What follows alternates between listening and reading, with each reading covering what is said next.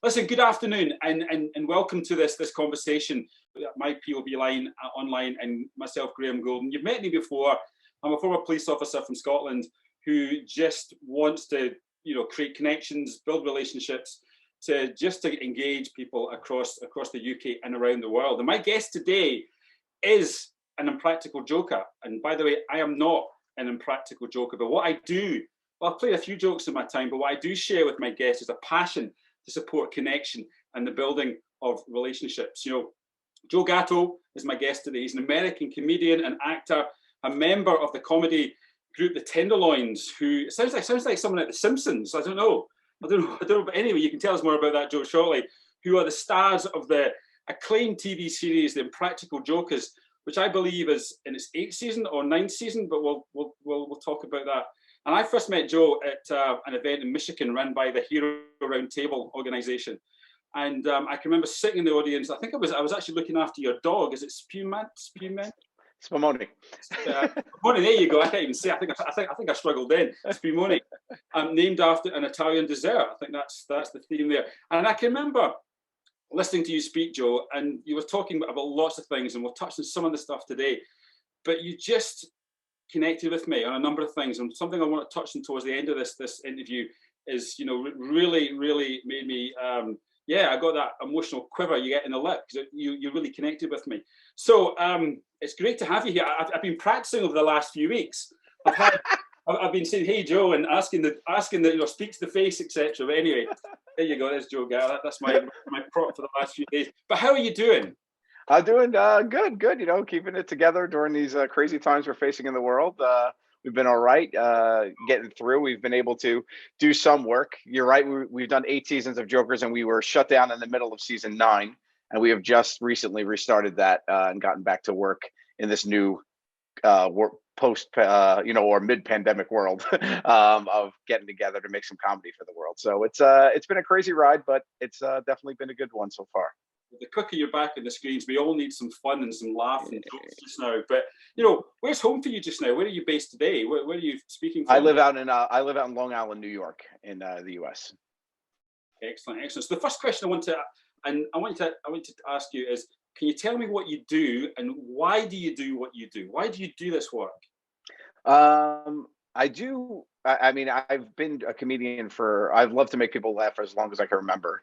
And then I've been fortunate enough through my journey to actually get paid for it. So I've actually been able to, it was a shift. And in the beginning, it was, okay, here I can make a career out of what I enjoy to do. And then when I realized quickly the impact, as for me, that laughter had, I was very happy to do it, to bring families together, to watch TV together. I would hear that all the time, how families would do that. And that's how I grew up with my family, watching television shows, and that was always a fond memory for me. So to do that for other people quickly was something that I enjoyed. And then to hear how I get people through the pain of life with their jokes, everything from losing family members to dealing with depression and anxiety to bullying to, it ran the gamut, everything. So I really realized that it was important work that I was doing, not just a paycheck. And it was more of, I'm actually making a difference in the world. So that made me feel good doing the work I do. So I think that's what keeps me going at this point, what is to bring laughter to everybody,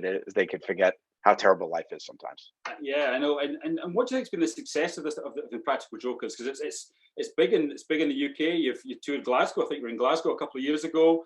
Mm-hmm. I think my daughter's a big fan. What do you think has been the success of this program? It's been crazy. I mean, you can't even imagine it, how a hidden camera show would take on such a life of its own. I mean, we've been doing this a decade basically at this point, so we filmed the pilot in 2011.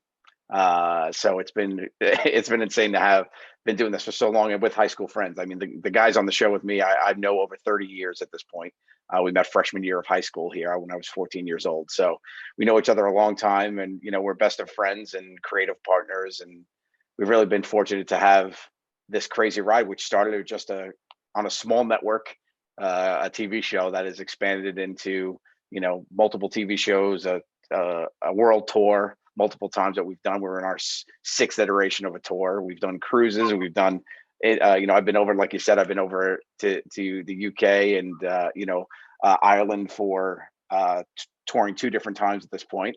A movie that we just did. So it's been such a crazy, can't even believe. When people ask me, did you ever imagine you'd have this? I couldn't imagine getting a second episode of the TV show. So, one thing I've learned after watching your show, and I have watched the show quite a few times, is that there's some people describe yourself as a prank show, but I think it's more than that. You prank yourself more than anything else. And what have you learned about the public doing that?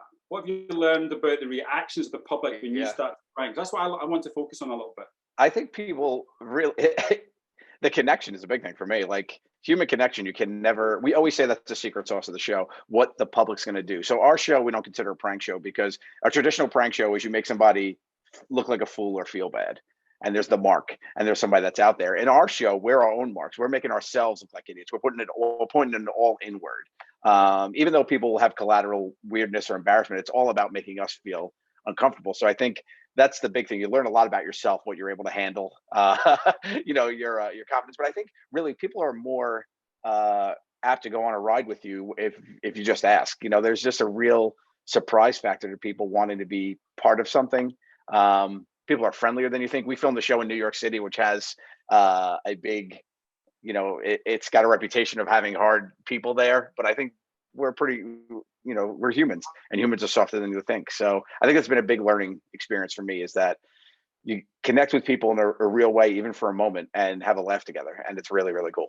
Yeah, there's one show, I remember you talked about this in Michigan. It was the toilet paper scene and it was just that thing. You want to talk about that just in a way, and what you learned about the public. Because I think it was really, really, really good, but really quite a powerful scene. Yeah, it was. We were in a coffee shop. This is in 2011. This is, I think, season 1 or 2. We were in a coffee shop in New York, and they made me, as the punishment of my show. The way the show works is there's a bunch of challenges. If you lose, you get punished at the end, meaning you have to do something embarrassing. So for this episode, they put me in a coffee shop, and I had to run out of toilet paper. So I had to open the door from the bathroom and yell out to this crowded coffee shop that I was out of toilet paper. And I couldn't believe the reception of the human moment, where everybody's had a moment like that in need, in your worst moments, right? And I just opened it up, and I really laid into it. And I was like yelling, "Someone help me." And I made the biggest deal of it. And this woman got up and got me some paper from behind, didn't ignore what was going on, really was like, "Oh, this human needs help." And basically I'm just on, and I'm thanking her on the ball. She's looking at me, this stranger's like, "Oh, it's okay. It happens to all of us, and we're making a joke," which I thought was just so weird, and also so telling of the human experience at the same time. Well, it is, because I think we've all seen that film, The Matrix, and I think all of us are just going about our daily lives, and we're going to work, we're meeting people, we're doing this, we're doing that. We've got this routine just now of COVID where we can't do this, we can do this, we can't do that, we can do this. Changes every single day, and I think what you're doing is just spicing up the norm. And seeing how people are going to react to that, and that's what I really like. I think in many ways every show you do is a social experiment to see how the public are going to react. And I think what happened in that scene and many others is often people step outside what's expected to support you. What's the benefit from individuals learning to step outside what's expected of them? What do you think the benefits of that would be? I mean, you can become an everyday hero by just doing a little thing. I think it's a big thing. I mean, people always put this big, how do I make a difference in the world? How do I, what could I do? How can I make my footprint last in the sand a little bit longer? And it's just by, little acts of kindness build up, and you build up this mini legacy that gets expanded just by, the world. One of the things that always sticks out to me is like, you can't affect, and I'm paraphrasing because I'm not that smart, but it's like, you can't affect the whole world, but you can affect yours. So, right. Your whole world is just what you have experienced and the people that you interact with. And you could change that immediately just by a smile or a handshake or helping someone, or, calling someone out on doing something wrong, or, any amount of things you could do. The list is endless that you could affect your world. That's right. It's the little things, isn't it? It's about how we can engage in small talk with people that might be looking a bit quiet at the railway station or in the street, smiling. And I remember at the start of lockdown, smiling at people in the queues to get inside supermarkets. And, after a while, you got some interaction back. It's that, every connection can bring back a connection. So I think that leads us nicely onto this kindness, the Be Kind badge you've got behind you. You talked a lot about You talked a lot about kindness in that event in Michigan that we spoke at together. Why is kindness important to you, Joe? I think it's the perfect word. I think kind is the perfect word. I think if you could aspire to be anything, it's kind, because it's so easy to not be, and it's so unexpected from people to receive it. For me, it's always been the word that's resonated with me, and I try to instill in me and my children every day before my kids go to school. We have a saying, and I let them go. I say, "Be brave, be kind, be a Gatto," and my kids say that back to me. And my kids are 5 and 3 years old, and I'm instilling that in a at a young age, because my father, who I lost when I was 18, he died early when he was 56. But everybody always said about what a kind man he was, and it didn't really mean anything to me until I got older. Kind is never something that you think of when it's the type of person you want to be, type of man you want to be. Kind is not really the first word that pops out, especially as you're growing up in your teenage years and things like that. So to find that word and for it just to hit with me in such a strong way is really how I base my world. It's how I base a lot of my actions. It's how I try to respond first. Yeah, I think kindness is one of these. They often say that being kind is good for you. It produces something in your body which makes you feel good. But actually, my reading recently is that if I witness somebody being kind, it makes me feel good as well. It's sort of Mother Nature's hug, isn't it? Yeah. But I think the scientific term is oxytocin, that it's produced in your body. But it's just Mother Nature giving you a big hug. It makes you feel good. Like Mother Nature hug. It's much more, has a much nicer ring to it than oxytocin. Oxytocin's for the brainy people out there, but I like the hug. I like the hug element as well. Yeah. But and one thing, it's nice, moving nicely along here. Kindness. I've heard you speak a lot about anti-bullying. Why? What inspires you to be a voice against bullying and hate in this world? Well, I experienced bullying, growing up, and I think everybody experiences some level of it. I think the term bullying has kind of gotten thrown around so much that it's really just feeling uncomforted at the hand of someone else. That's really what it is. And it's for certain durations of time. Some people get bullied all through high school. Some people, get bullied in the afternoon. Some people get, if it's ongoing, that's when it really feels like bullying. And when I was in high school, I had, and I think there's a story that you heard at here around table, was there's a big football player, and him and I would always mess around or whatever. And then one day I smacked the books out of his hand while we were walking by each other in the hallway, and I told him to pick them up. And he made the decision, which was kind, to be like, "I'm sorry, Mr. Gatto," when he picked his books up. And we did this reverse bullying thing where I was 105 pounds, and this was one of the linebackers of my high school football team. And we did this. It became a joke in the school how I was the bully. And everybody got embraced it, and it really made bullying kind of go away in my grade. It really did. And I just fought it with humor. And we would have this, he'd be afraid to be, scared of me. And I would be punching him and stuff. And he'd be like, "I'm sorry." This guy, we kid around and we'd laugh. And he was a great guy. And it kind of is that little switch really affected a class of almost 400 boys. Cause I went to an all boy Catholic high school. So it really was just a bunch of boys together. And it really just made a shift where it created a lot of love just with a little joke that really got embraced by everybody. And why do you think, it's 2020, why do we still have issues with bullying in the world just now? And why is it still an issue in schools and workplaces and communities, whatever? Why is it still an issue, do you think? Why is bullying still an issue? I think, a lot of it, I think, comes from just instilling in children and people that don't know better. Not just children, people that don't know better, just that it's the basic to go with your basic gut, which is we should try to take care of each other, not try to divide people. Right. So I think people get lost because there's just a lot of pain, a lot of hurt in the world, and people just don't know how to deal with it. So I think a lot of it stems from that. I think, you just throw that hate outward instead of really just getting to the bottom of it. It's so much harder to figure out what's wrong with you. You might as well just shield it and throw it other ways, So I think part of it comes from that. I think another part of it just comes from it's become kind of accepted in the world. It's kind of just the way it is. You have to be prepared to handle it. A lot of the onus is put on the person being bullied, which I don't agree with. But there is a sense of that you have to be able to deal with that bullying in a positive, healthy way.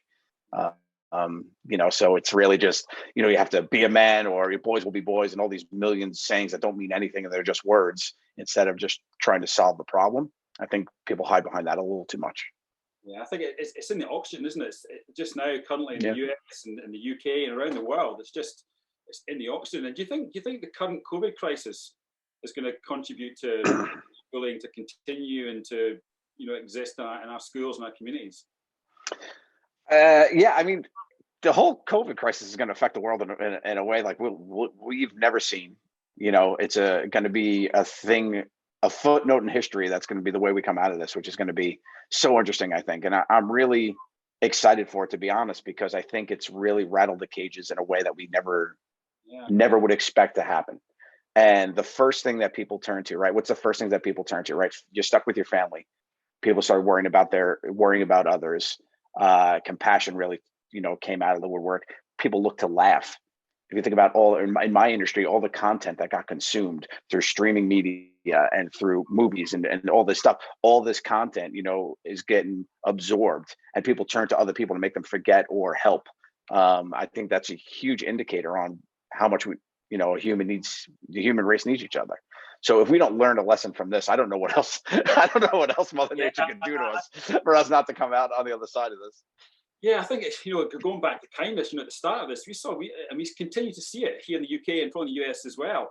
So much kindness, people reaching out. I talked about smiling at people in the queue in the supermarket. But I know people who have been delivering food to people who can't get food and just helping each other out. So like you, I think there's opportunities as we come out of COVID, but it's down to the culture, it's down to the leadership that we have just now to help create that space for people to be good people.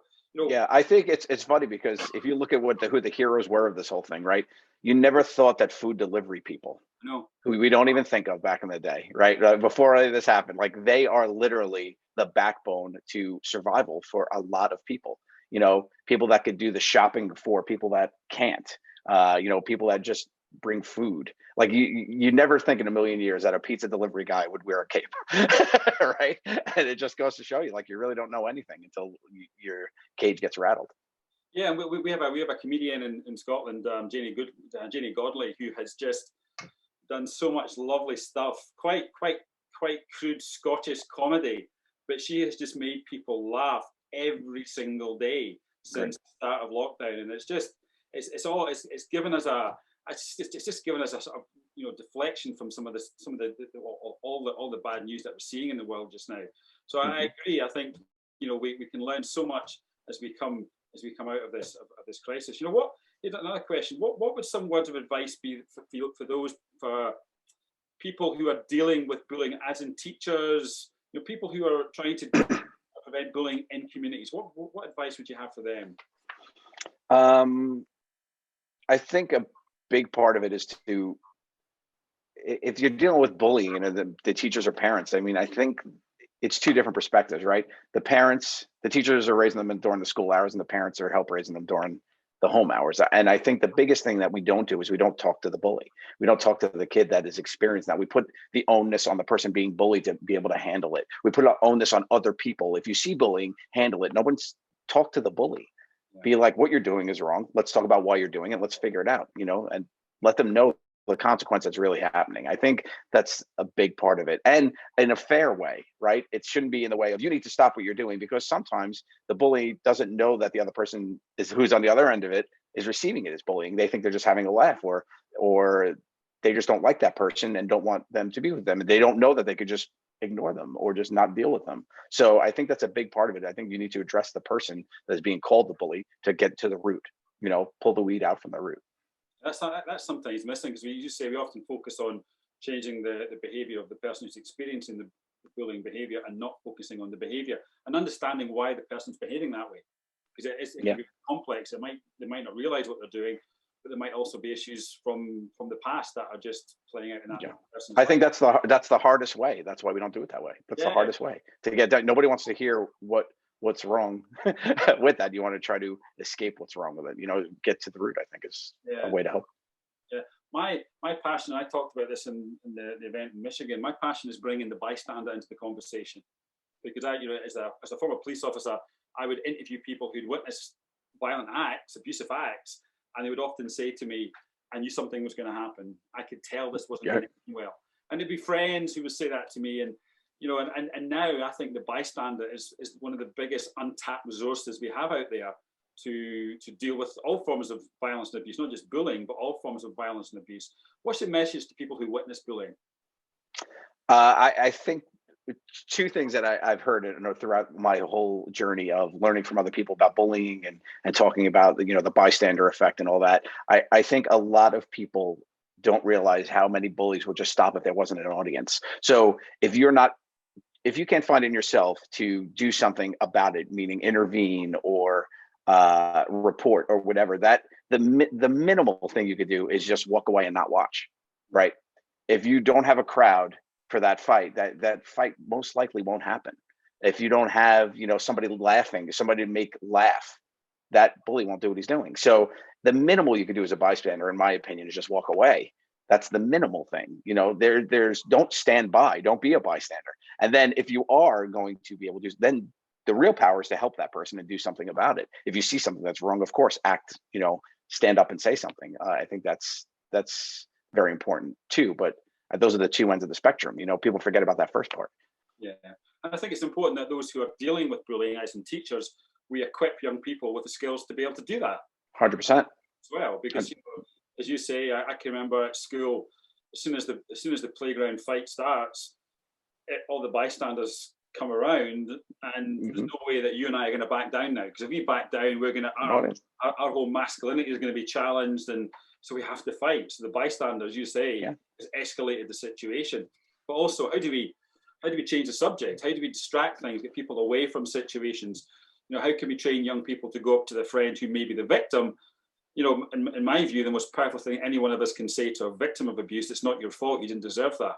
It's little things like that that we can really help people who are experiencing bullying, make them feel, because no one's to blame for what happens to them. Here in the UK, in November, we have Anti-Bullying Week. And the theme this year, I believe, is United Against Bullying. Why is it important, do you think, we all come together to tackle this issue?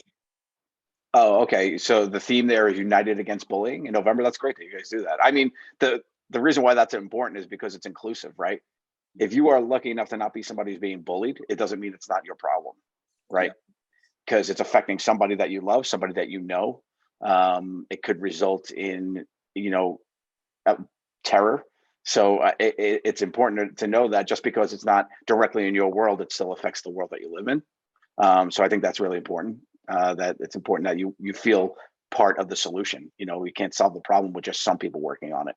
You need everybody to bring into their home, to talk to the kids that are getting bullied, to let them know it's not their fault, and make them feel, because they feel powerless.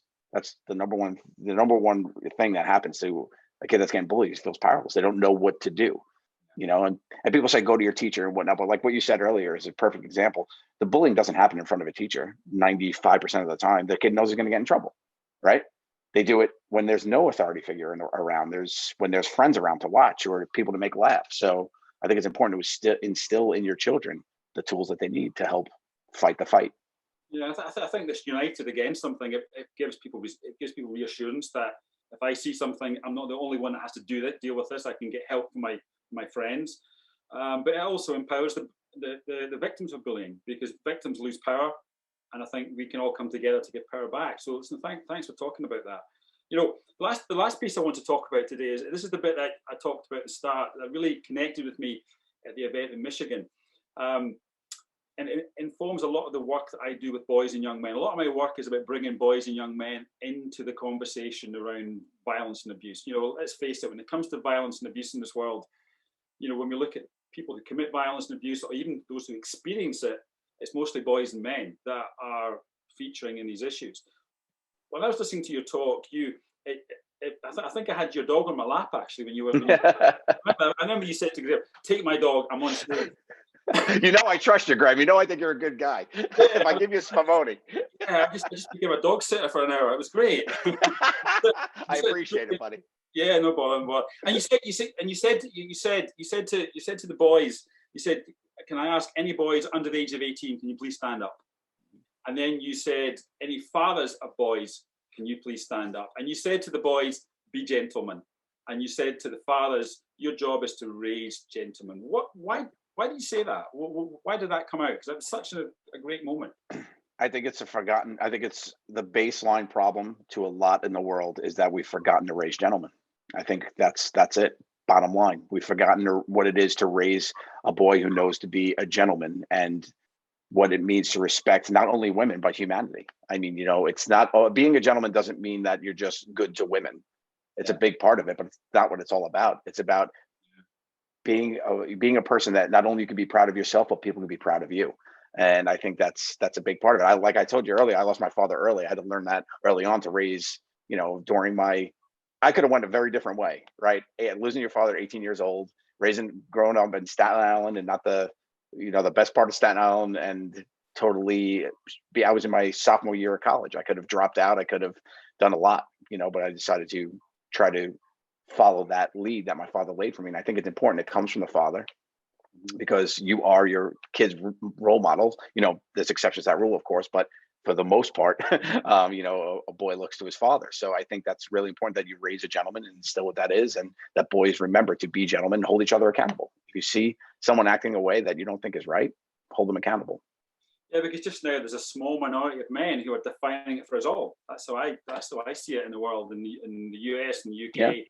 And unless the majority of us speak up and challenge these behaviours, we're still going to be defined by that behaviour. So I think that's what I saw from that moment. And it was really, really important that we do engage boys and men in these conversations. And as you say, I do some work around developing young people's brand. And I think brand is your value base. Yeah. Same thing. What do you stand for? And I think being a gentleman, being respectful, is so important. So yeah, and I think nobody, friends have to remember, friends, especially boys in their formative years, a friend has such influence on you, good or bad, peer pressure or not even the peer pressure, because you think, have a drink, have a smoke, do this. Like, that's not the only peer pressure that happens. The good also instills, right? It's not just the bad. If your friends are good, surround yourself with good people, you're going to pick up those traits and attributes. So it's very important that friends know they have real power, and just molding their friends, and friendships bring together good people. Yeah, that's important. So lastly, the dog father. Tell me more. Yeah, I made a book. I think I have it here. Yeah, look, and behind me. I made a book, The Dog Father. That's I wrote a book during quarantine here. I'm going to show you Spumoni because you've been talking about her. Our girl Spumoni's page here. This is this. Remember her? There she is. I do. Yeah, I just made a book. It's called The Dog Father: My Love of Dogs, Desserts, and Growing Up Italian. And it's basically a coffee table book where I'm into photography, so I took all the pictures here in my home. I did the whole project myself. I designed the book. I've been selling it on Amazon, and it was great. It was a really fun project where I got to talk about a little bit about my love of dogs, the importance of adopt, don't shop, and rescuing animals, and a little bit about my upbringing and how important my family was in that. So it's a fun read. It's it was it was more fun to keep me busy during the quarantine here in New York. So yeah, that's something to do. I've got my drum kit in the background. That was my hobby over the last. I was watching your prank where you and your colleague were playing for the Imagine Dragons. Yeah. We opened for the Imagine Dragons, right? And I had to play the drums, and they kept yelling drum solo. And that was the first time I sat down in a drum kit. I'm not kidding, ever. I had no idea what to do.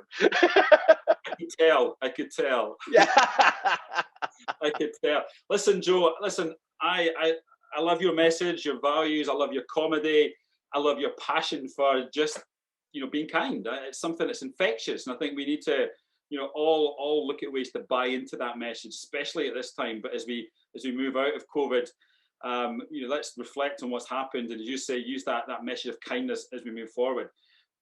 Fantastic, Joe. Anything else you want to say to the folks here in the UK before we finish?